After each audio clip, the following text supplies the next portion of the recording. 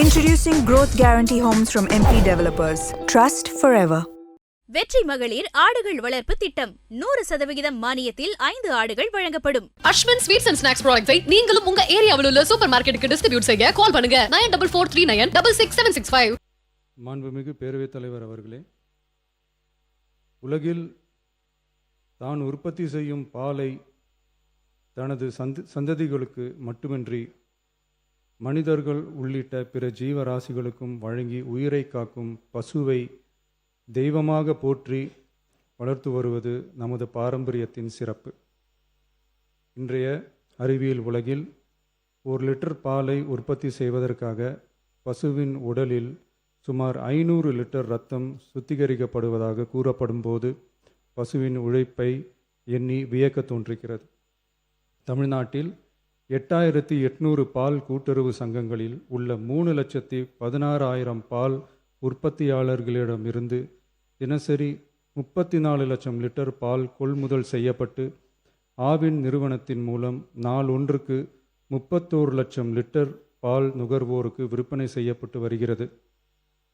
தற்போது 4.3% கொழுப்புச்சத்து மற்றும் 8.2% இதர சத்துகள் அடங்கிய 1 லிட்டர் பாலுக்கு கொள்முதல் விலையாக 35 ரூபாயும் மாநில ஊக்கத்தொகையாக 1 லிட்டர் பாலுக்கு 3 ரூபாயும் ஆக மொத்தம் 1 லிட்டருக்கு கொள்முதல் விலை 38 ரூபாய் 5/11/2022 முதல் வழங்கப்பட்டு வருகிறது. அதிகாலை 3 மணிக்கே எழுந்து மாடுகளை சுத்தம் செய்து பால் உற்பத்தி செய்யும் உற்பத்தியாளர்களின் உழைப்பையும் தீவனம் மற்றும் வேலையாட்களின் கூலி உள்ளிட்ட அதிகரித்து வரும் செலவுகளையும் கடந்த கால அரசு போதிய அளவில் கருத்தில் கொள்ளவில்லை. உற்பத்தியாளர்களுக்கு கொள்முதல் விலையை உயர்த்த வேண்டும் என்ற எண்ணம் கொஞ்சம் கூட இல்லாமல் இருந்துள்ளது. கடந்த காலத்தில் கொள்முதல் விலை உரிய அளவில் உயர்த்தப்படாத நிலையில் நம் அரசு சந்தித்து வரும் அதிகப்படியான நிதி நெருக்கடியிலும் பால் உற்பத்தியாளர்களின் நலனையும் வாழ்வாதாரத்தையும் கருத்தில் கொண்டு அவர்களின் உன்னதமான உழைப்பிற்கு உரிய மதிப்பை வழங்கும் வகையில் கொள்முதல் விலையை உயர்த்துவது நமது அரசின் கடமையாகும்.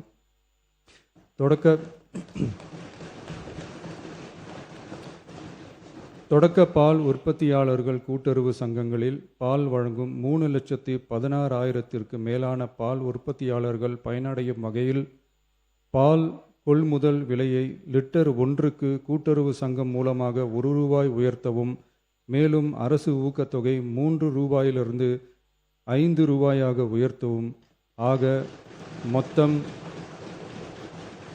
1 லிட்டர் கொள்முதல் விலை 38 ரூபாயிலிருந்து 41 ரூபாயாக உயர்த்த அரசு முடிவு செய்துள்ளது. இந்த கொள்முதல் விலை உயர்வால் கூடுதலாக ஒரு மாதத்திற்கு ரூபாய் 30 கோடியும் ஒரு ஆண்டிற்கு 360 கோடியும் செலவாகும்.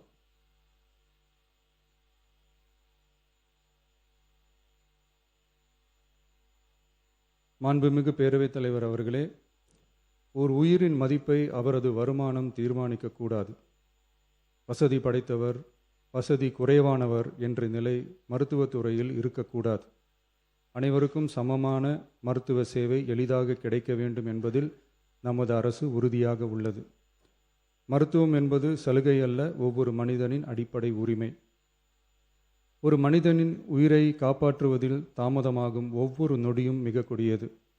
மருத்துவத்தை தேடி வரும் மக்களின் பாதையில் இருக்கும் தடைகளான வறுமை, தொலைவு, மருத்துவர் பற்றாக்குறை, மருந்துகளின் விலை, மருத்துவ விழிப்புணர்வு இல்லாமை, காத்திருப்பு, அவசர கால வசதியின்மை போன்றவற்றை படிப்படியாக அகற்றி ஏழை, பணக்காரர், கிராமம், நகரம் என்ற பாகுபாடின்றி ஒவ்வொருவருக்கும் தரமான மற்றும் எளிதான மருத்துவ சேவை கிடைக்க செய்வதை முதன்மையான நோக்கமாக கொண்டு செயல்பட்டு வருகிறது நமது அரசு.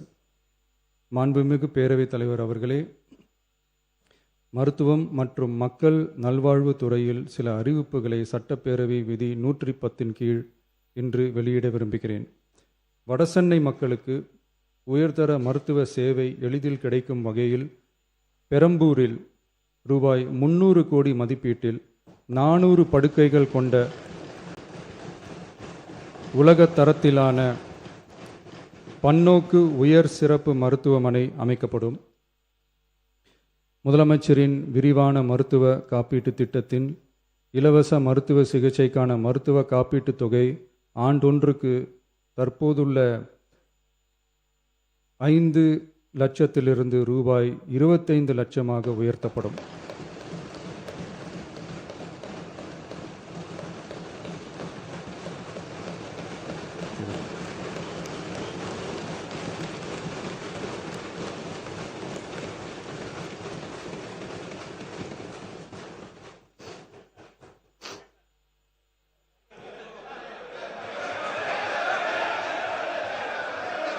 நீங்க படிங்க. உட்காருங்க. மாநில உறுப்பினர் ஆசிரியர் உட்காருங்க. பேரவை முன்னவர் உட்காருங்க. அப்புறம் எடுக்கலாம். உட்காருங்க.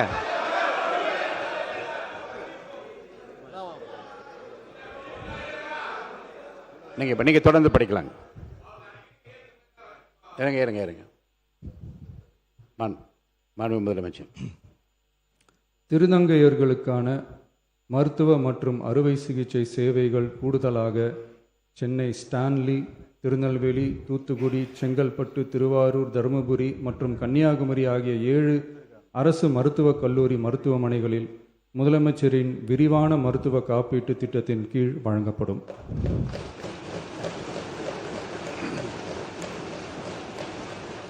தமிழ்நாட்டில் 2014 ஆம் ஆண்டிற்கு பிறகு புதிய அரசு செவிலியர் கல்லூரிகள் தொடங்கப்படாத நிலையில் தரமான மருத்துவ சேவைக்கு தேவையான செவிலியர், மருந்தியல் மற்றும் துணை மருத்துவ பணியாளர்களை உருவாக்கும் வகையில் அரசு மருத்துவக் கல்லூரிகளில் ரூபாய் 351 கோடி மதிப்பீட்டில் கூடுதல் மாணவர் சேர்க்கை இடங்கள் உருவாக்கப்படும்.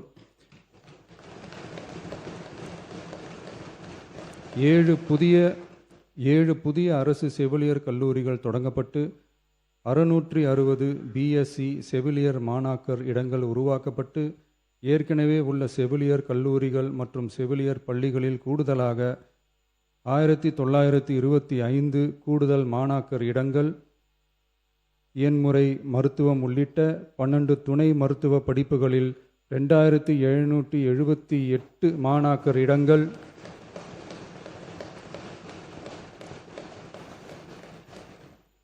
மருந்தியல் படிப்புகளில் 735 கூடுதல் இடங்கள் என மொத்தம் சுமார் 6998 கூடுதல் மாணாக்கர் இடங்கள் உருவாக்கப்படும்.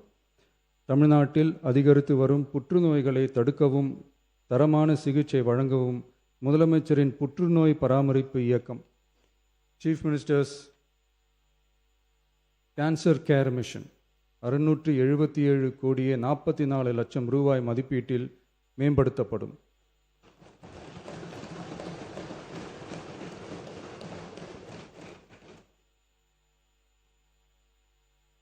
சென்னை ராஜீவ்காந்தி அரசு பொது மருத்துவமனையில் 471 கோடியே 80 லட்சம் ரூபாய் மதிப்பீட்டில் G+14 தளங்களுடன் ஒருங்கிணைந்த புற்றுநோய் சிகிச்சை பிரிவு அமைக்கப்படும்.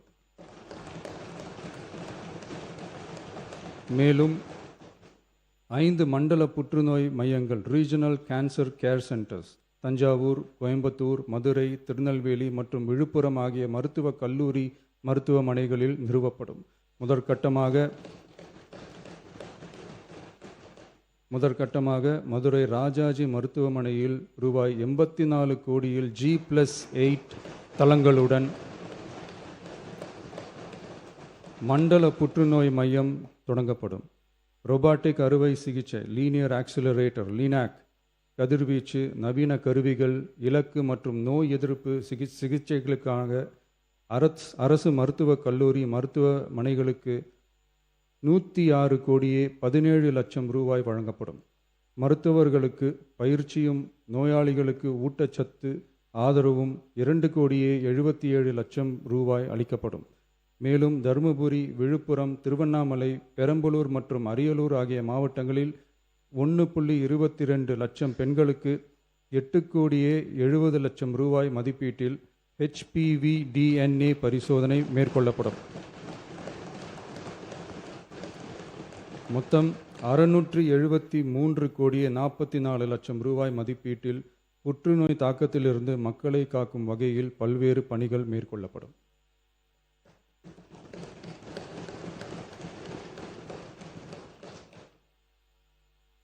மாண்புமிகு பேரவைத் தலைவர் அவர்களே, கடந்த 12/8/2026 அன்று காட்டுமன்னார்கோவில் சட்டமன்ற தொகுதி உறுப்பினர் திரு ஜோதிமணி அவர்கள் பேசும்போது பல எம்எல்ஏக்களிடம் சொந்தமாக வாகனம் இல்லை என்றும் தொகுதி பணிகளை ஆய்வு செய்யவும்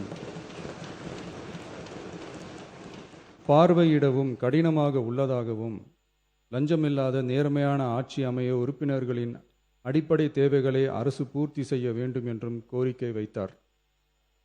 எந்த ஒரு பொருளாதார பலம் இல்லாமல் சட்டமன்ற உறுப்பினர்களாக பணியாற்றி கொண்டிருப்பவர்கள் தங்களின் தொகுதி பணிகளை செய்ய சொந்த வாகனங்களோ அல்லது உதவியாளர்களையோ வைத்துக்கொள்ள முடிவதில்லை என்றும் தெரிவித்தார்.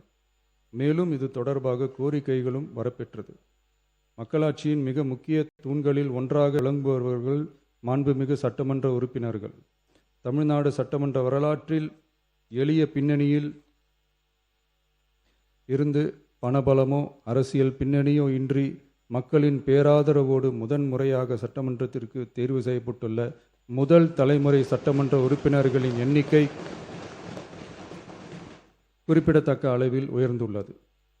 29/3/2026 அன்று நடைபெற்ற தமிழக வெற்றிக் கழக வேட்பாளர் அறிமுக கூட்டத்தில் நேர்மையாகவும் வெளிப்படைத்தன்மையுடனும் மக்கள் பணி செய்து ஊழலற்ற லஞ்ச லாவண்யமற்ற நிர்வாகத்தை மேற்கொள்வது என அனைத்து வேட்பாளர்களும் எடுத்துக்கொண்ட உறுதிமொழிக்கு ஏற்ப அதே பாதையில் தேர்ந்தெடுக்கப்பட்ட சட்டமன்ற உறுப்பினர்களும் செயல்பட்டு வருகின்றனர்.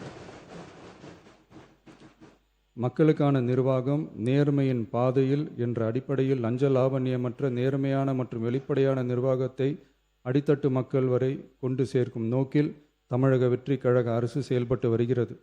தங்களது தொகுதி மக்களின் குறைகளை கேட்டறியவும் அரசு திட்டங்கள் மக்களை சென்றடைவதை கண்காணிக்கவும் தங்களின் தொகுதி முழுவதும் தொடர் பயணங்களை சட்டமன்ற உறுப்பினர்கள் மேற்கொள்ள வேண்டியுள்ளது. பொருளாதார பலம் இல்லாமல் சட்டமன்ற உறுப்பினர்களாக பணியாற்றும் மற்றும் முதலாக சட்டமன்ற உறுப்பினர்களாக தேர்வு செய்யப்பட்ட உறுப்பினர்கள் தங்களது மக்கள் பணியை தோய்வின்றி தொடர்வதற்கும் அவர்கள் தங்களின் தொகுதி பணிகளை திறம்பட மேற்கொள்வதற்கு வசதியாக அனைத்து சட்டமன்ற உறுப்பினர்களுக்கும் அரசு சார்பில் வாகனம் வழங்கப்படும் என்பதை மகிழ்ச்சியோடு தெரிவித்துக் கொள்கிறேன்.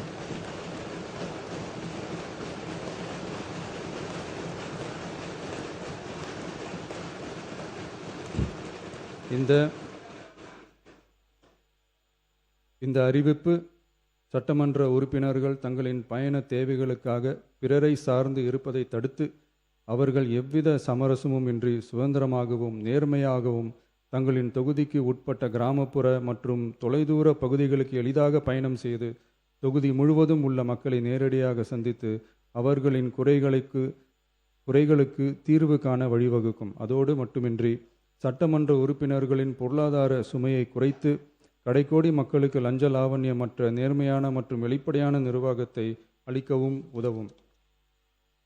மேலும் சட்டமன்ற உறுப்பினர்கள் தங்களது தொகுதி சார்ந்த பல்வேறு பணிகளை மேற்கொள்ள ஏதுவாக சட்டமன்ற உறுப்பினர்கள் ஒரு உதவியாளரை நியமித்துக் கொள்வது அவசியம் என கருதப்படுகிறது.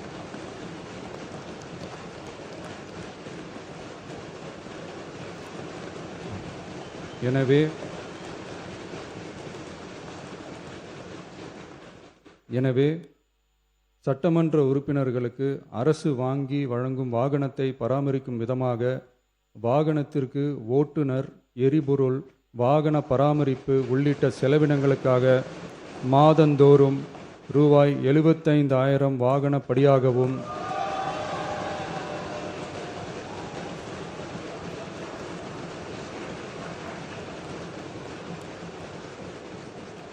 அலுவலக பணிகளில் உதவி செய்ய ஓர் உதவியாளரை நியமித்துக் கொள்ள மாதந்தோறும் ரூபாய் 25,000 உதவியாளர் படியாகவும்